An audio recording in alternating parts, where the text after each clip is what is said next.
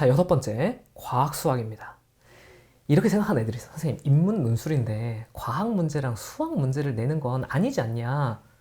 나도 그렇게 생각해. 물론 경제, 경영은 수학이 조금 중요하지만 다른 학생들의 경우에는 과학적 재심이나 수학적 재심은 솔직히 잘 모르잖아.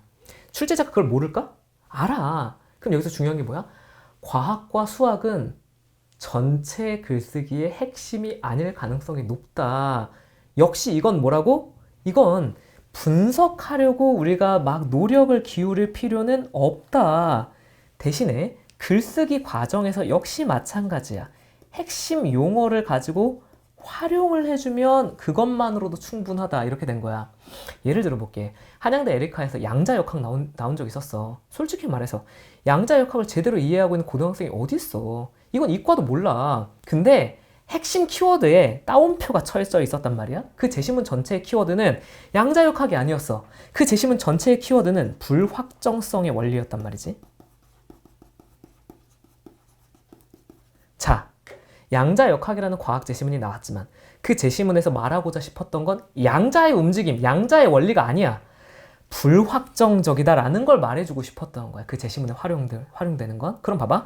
앞에 있었던 분석 다 필요 없어. 과학이 됐건 수학이 됐건 그런 건 필요한 게 아니야. 이 단어를 사례처럼 쓸 수 있으면 되는 거지. 어떤 주장문에서 이렇게 주장을 했었어.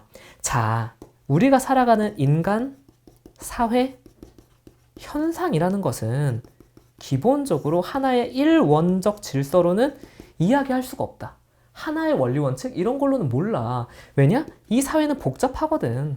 이 사회는 다면적인 거야. 그러니까 어떻게 해야 된다고? 이원론적 세계관이 필요하다. 예를 들면 과학에서조차 불확정성의 원리래. 이 뒷받침하는 용도라고?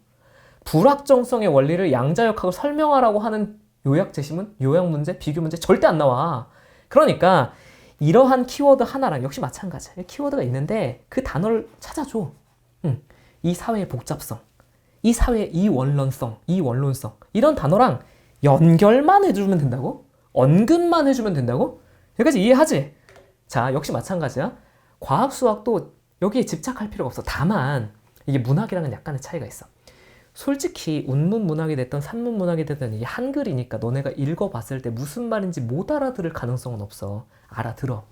근데 과학이랑 수학은 아예 못 알아듣는 경우가 있어. 이게 뭔지를 아예 모르는 경우가 있어. 그래서 최근까지 인문 논술에 나온 과학 제시문, 수학 제시문 다 합쳐도 몇 개 안 나오거든?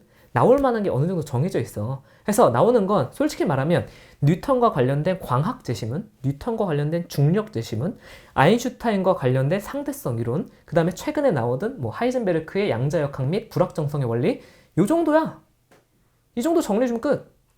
수학 생각해 볼게. 수학 미적에서 절대 안 나오지. 수학은 기본적으로 경우의 수, 확률과 통계, 정규 분포 이 정도야. 그럼 봐봐. 솔직히 내가 설명해주면 끝나는 문제야. 그래서 봐봐. 나는 논술을 10년 넘게 하고 있기 때문에 이 모든 제시문에 대한 분석이 끝났어. 다 정리를 해놨지. 그러면 떠먹여줘도 되잖아. 그러니까 자, 문학은 너네가 해서 오는데 과학, 수학은 해서 올 건 아니야. 내가 다시 정리해줄 거거든. 그래서 나올 수 있는 과학, 수학 제시문은 학원에서 어차피 외워서 보낼 거니까 이건 또 걱정할 필요가 없어. 예를 들면 이런 느낌이지. 양자역학 나왔어.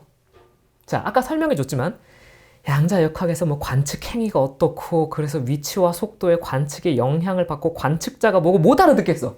미시세계에서 일어나는 일들이 뭐라고 설명하고 있는데 무슨 말인지 못 알아듣겠어. 근데 아까 제시문에서 난 뭘 봤다고? 사회 현상의 복잡성과 사회 현실의 문제에 대한 걸 해결하기 위한 이원론적 세계관. 그래서 이 원리를 불확정성의 원리라고 이름 붙였다. 딱 요거 하나만 갖고 오는 거라고? 물론 나는 실제 수업 시간에 되면 간단하게 설명을 해줄 거야. 예를 들면 수업 시간에 어느 정도로 설명을 하냐. 자, 양성자가 있어. 굉장히 조그만 소립자야. 진짜 조그맣거든? 그럼 봐봐. 너네가 전자현미경으로 얘를 관찰하고 싶어. 그러면 내가 이렇게 현미경이 있잖아. 전자현미경이 뭐야? 전자를 쏘는 거야. 전자를 쏴. 전자를 쏴. 그러면 전자 튕겨 오겠지. 여기까지 오케이? 그럼 전자를 쏘면 전자가 튕겨서 다시 돌아와야 얘를 볼 수 있어. 근데 여기서 중요한 게 있어. 웬만한 것들, 웬만한 세포를 관찰을 할 때 전자를 쏜다고 해서 예를 들면 얘가 세포야. 얘가 움직일까? 안 움직여. 전자를 만났다고 해서 얘가 움직이지 않아. 하지만 여기서부터 문제가 발생해. 양자가 너무 조그맣다 보니까 전자를 발사하잖아? 자, 전자를 발사해. 전자를 발사하면 얘는 돌아갔는데 문제는 얘도 튕겨나가. 그럼 무슨 일이 발생하니? 보이거든? 현민이가 보여. 근데 이미 걔는 딴 데가 있어. 관찰이 존재 방식을 바꿔. 관찰 그 자체가 행위의 양태를 바꿔. 이런 방식으로 양자역학에 대해 설명해 줄 수 있어. 가장 중요한 개념들, 관측자가 중요하다. 관측자가 이게 행위의 존재 방식을 바꾼다. 이 말을 설명은 해줘야 돼. 이해는 하고 가면 글쓰기 너무 좋잖아. 다만 분석은 그렇게 하는 게 아니라고? 분석은 이거라고. 여기까지 되지? 어차피 논술에 나올 수 있는 수학, 과학 제식 몇 개 안 돼? 설명해주면 그만이야. 그리고 가장 중요한 키워드로 연결하는 방법만 가져간다. 우리 요것만 학원에서 할 거야.